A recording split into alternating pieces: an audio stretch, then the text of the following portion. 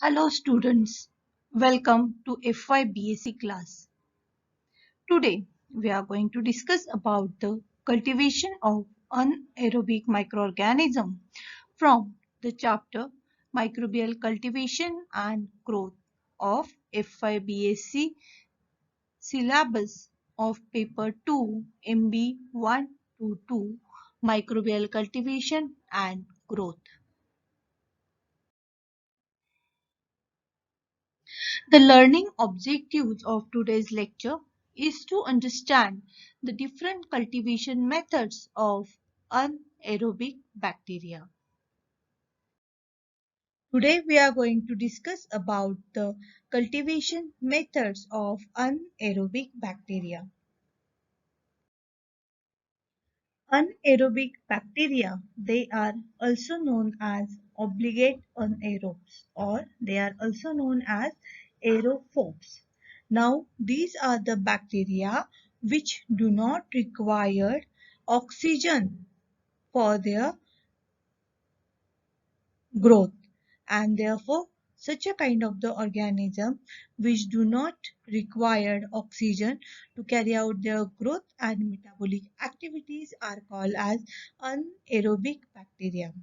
So we can say that oxygen is a toxic substance. So if oxygen is present and the bacteria will grow in presence of that oxygen, then it will either kill or inhibit their growth. Now, this obligate anaerobic prokaryotes, they can be grow or they carry out their metabolic activity by using variety of processes like the fermentation, or they are also carry out the that is the process of anaerobic respiration. Now they also carry out the methanogenesis process. By using that this obligate anaerobic organism, they will withdraw energy to carry out their growth and metabolic activities. As these organisms, they are poisoned or by the oxygen, and therefore all these organisms, they are gathered at the bottom of the tube where you will find lower concentration of the oxygen. The examples of such a kind of the obligate anaerobes are Clostridium methanococcus. Facultative anaerobes are the organisms which can thrive or survive a lower percentage of oxygen. So we can say facultative anaerobes are the organisms which can switch between aerobic and anaerobic type of metabolism. When oxygen is not present, that is under anaerobic condition, such a kind of the facultative anaerobic bacteria, they grow by the fermentation or anaerobic respiration. When the availability of oxygen is there, then this facultative anaerobe, they can switch to aerobic respiration, where by using oxygen they can carry out their metabolic activities. So, facultative anaerobes are the organisms that can grow with or without oxygen, and they have a tendency to metabolize energy aerobically as well as under anaerobic conditions. When anaerobic conditions are prevalent, that is abundant oxygen is available, then this organism, they will follow aerobic metabolic pathways and to withdraw or to generate the energy than fermentation or anaerobic respiration. Examples of such a kind of the bacteria are the E. coli, Staphylococcus, etc. Now let's discuss the different methods which we can use for the cultivation of anaerobic bacteria. That is how we can cultivate them in laboratory condition in absence of oxygen. So first method is the production of vacuum. That is, we have to make the use of desiccators, and within that we have to create the vacuum. But while creating the vacuum in this method, we some form of the oxygen is left behind, and therefore we cannot say whether anaerobic conditions are maintained within that desiccator or not. Second method is the displacement of oxygen with other gases.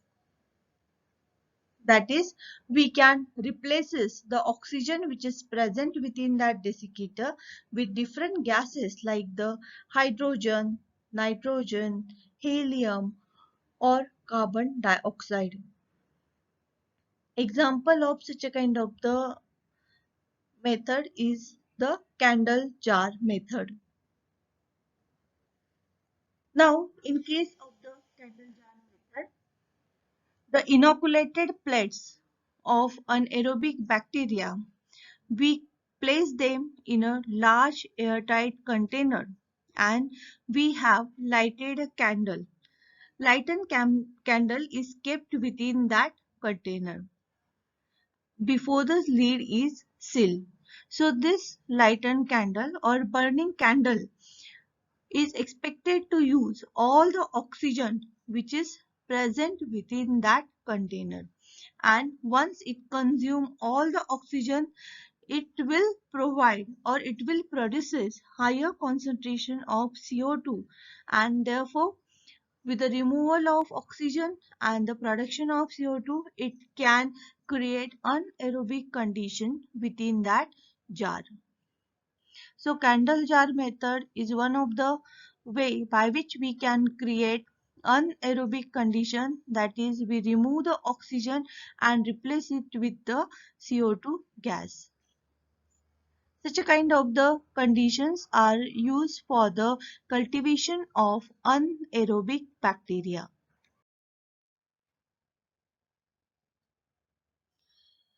Next one is the McIntosh Fields jar. This jar can also be used to produce anaerobic condition. So this is one of the most commonly used jar for the cultivation of anaerobic bacteria in the laboratory.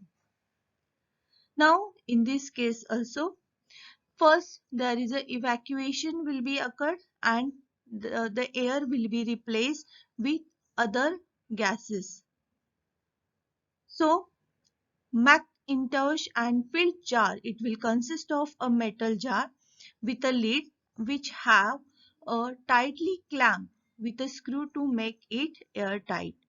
So the air which is present inside the chamber is evacuated and it is replaced with hydrogen or mixture of gases. Now the lid of the jar has two openings which can act as a outlet, and that is attached to the vacuum pump, and second one is attached to the inlet from where we can supply hydrogen gas.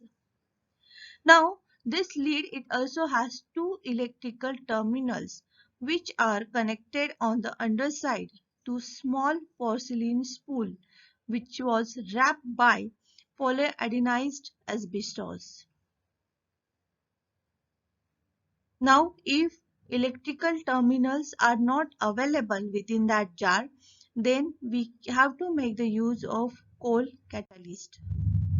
Now this is the figure of anaerobic jar. Here you can see we have kept our petri plates. Now within this anaerobic indicator is there, that is the methylene blue. This envelope will consist of sodium bicarbonate and the sodium borohydride.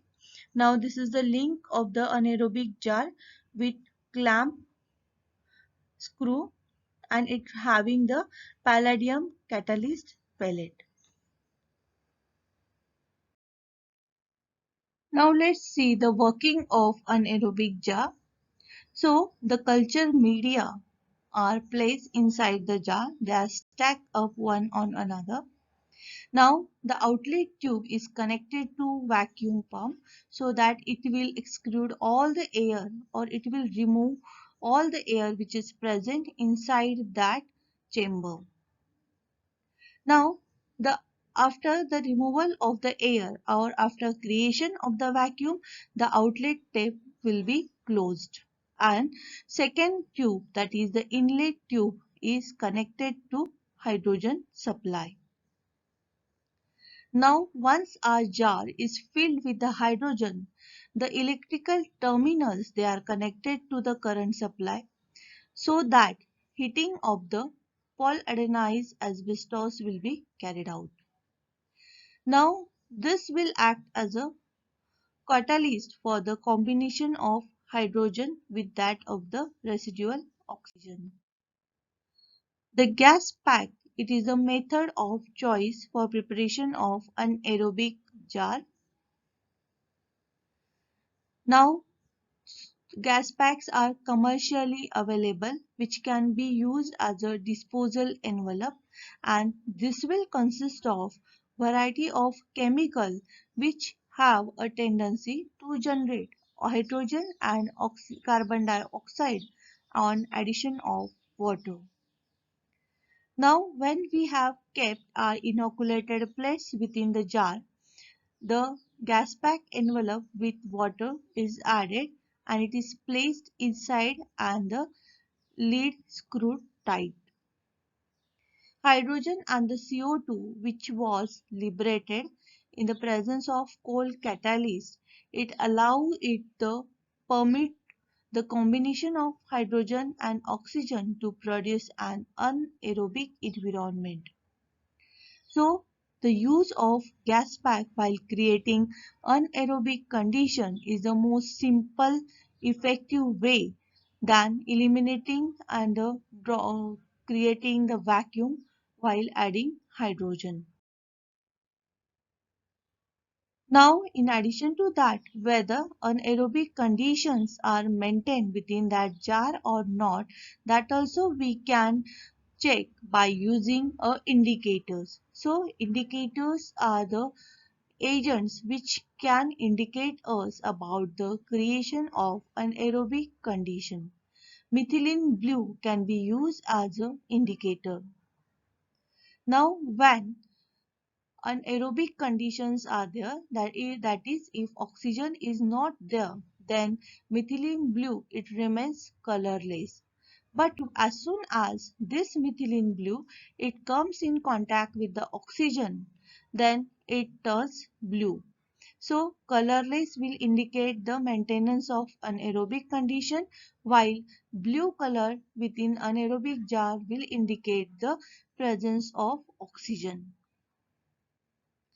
Now in addition to that, the chemical method also can be used for the creation of anaerobic condition.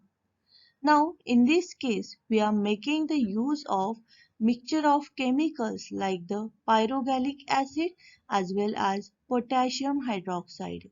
Now these are the two chemicals which carry out the absorption of oxygen. Reduction of medium. So by using variety of reducing agent, which we can carry out the reduction of oxygen which are present within the medium. So as a reducing agent, you can either make the use of glucose, thioglycolate, ascorbic acid, cysteine. These are the different reducing agent which can be used for reduction of oxygen into the medium. Now, when we have prepared the broth, then for anaerobic medium, in that you can also add the pieces of red hot metallic iron. Thioglycolate broth, which can be used for creation of reduced environment. It consists of hemine and the vitamin K, and therefore this can be used for the cultivation of anaerobic as well as microaerophilic bacteria. Now, when we have added a small quantity of agar, then it will also enhances the anaerobic capacity of the medium. Because of the presence of agar, diffusion of the oxygen will be slowed down, and therefore it will decreases the concentration of oxygen within that medium. In addition to that, for the cultivation of anaerobic bacteria, Robertson's cook meat medium is the most widely used fluid medium. Now, Robertson cook meat medium, it will consist of fat-free minced cooked meat in the broth. Within that, we have added a layer of sterile Vaseline. Because of the presence of Vaseline, it will block the passage of air, and it will permit the growth of even strict anaerobes, indicates their saccharolytic or proteolytic activity by the meat being turned red or black colored respectively. Now the procedure: first label your tubes, then flame your inoculating needle and cool it well. Heavily inoculate the needle with your unknown anaerobic bacteria by rolling it in some growth, and stab the needle straight down into the agar, going about 3/4 the way down the tube. Do not stab the bottom of the tube because it may ruin the needle and the taste. Remove the needle straight up the way when it went down, while be careful not to move the needle sideways during the process, because that may lead to the creation of faulty stab, and that increases the introduction of oxygen into the agar. Now, once your inoculation is done, then you can incubate them for 2 days at 35 to 37 degrees Celsius. Now, in some of the cases, they may require prolonged incubation for 1 month to 1.5 months, that is in case of the sulfur reducing bacteria. Now, this stage may be easier to read after longer growth and after it is held up to light source.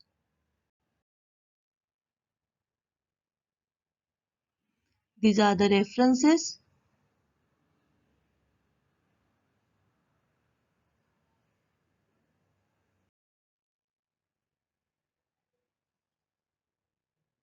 Thank you.